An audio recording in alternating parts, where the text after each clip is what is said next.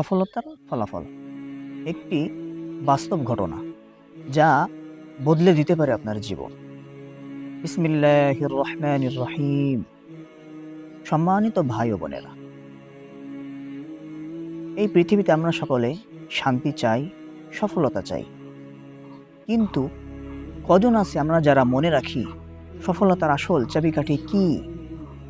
আজ আমি আপনাদের শোনাবো একটি সত্য গল্প যা আমাদের শেখাবে সততা, আল্লাহভীতি ও ভরসা কিভাবে একজন সাধারণ মানুষকে অসাধারণ বানিয়ে দিতে পারে। একটি ছোট্ট কাজ, কিন্তু ফলাফল বিশাল। একজন গরিব দর্জি, নাম তার আব্দুল হাকিম। ছোট্ট দোকান, তেমন ব্যবসা নেই, কিন্তু আল্লাহর ওপর অটুট ভরসা আর জীবনে একটাই নীতি, সততা কখনো বিক্রি হয় না। এক ধনী ব্যক্তি তার দোকানে আসেন, সাথে আনেন দামি এক কাপড়। বলেন, এই কাপড় দিয়ে আমাকে একটি পাঞ্জাবি তৈরি করে দাও। আব্দুল হাকিম তার যত্ন সহকারে তৈরি করেন। কাজ শেষে তিনি কাপড়ের একটি ছোট টুকরো পান। অনেকে হলে হয়তো রেখে দিতেন, কিন্তু আব্দুল হাকিম ভাবলেন এটা মালিকের আমানত।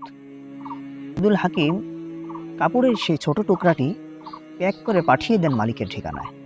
পরদিন মালিক নিজেই তার দোকানে এসে বলেন, তুমি জানো, আমি ইচ্ছা করেই কাপড় একটু বেশি দিয়েছিলাম, এটা দেখার জন্য যে এখনো কি সততার পথে কেউ চলে। আব্দুল হাকিমকে বলেন, আজ থেকে তুমি আমার কোম্পানির পোশাক ডিজাইনার। তোমার সততা তোমাকে আমার বিশ্বাসের জায়গায় নিয়ে এসেছে।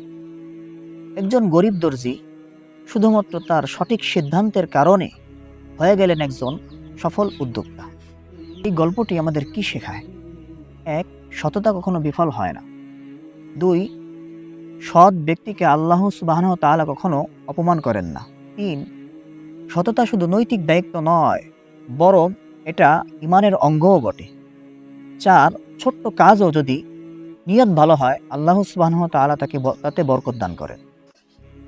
আল্লাহ সুবহানাহু ওয়া তাআলা তার কালামে পাকের মধ্যে বলেন, ওয়ামাই ইয়াত্তাকিল্লাহা ইয়াজআল লাহু মাখরাজা ওয়া ইয়ারযুকহু মিন হাইসু লা ইয়াহতাসিব।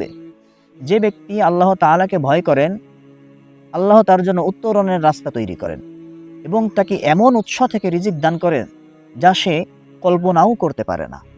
প্রিয় ভাই ও বোনেরা, আজ আমরা কতবার এমন ছোট ছোট সিদ্ধান্তে নিজেদের বিবেক বিক্রি করে ফেলি। আসুন আজ থেকেই আমরা নিজেদের বদলাই। দুনিয়ার লাভ নয়, বরং আল্লাহর সন্তুষ্টিকে অগ্রাধিকার দেই। প্রতিটি কাজে সততার আলো ছড়িয়ে দেই। কাউকে ঠকানো নয়, বরং ন্যায়কে আঁকড়ে ধরি। কারণ একজন সৎ ব্যক্তি কখনো গরিব হতে পারে না, কিন্তু সে আল্লাহর নিকট সবচেয়ে দামি।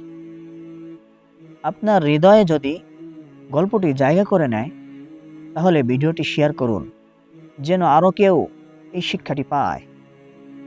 আর কমেন্টে লিখুন, আপনার জীবনে কখনো এমন সততার পুরস্কার পেয়েছেন কি? নিয়মিত ইসলামিক ও শিক্ষণীয় ভিডিও পেতে চ্যানেলটি সাবস্ক্রাইব করুন। আসসালামু আলাইকুম ওয়া রাহমাতুল্লাহ।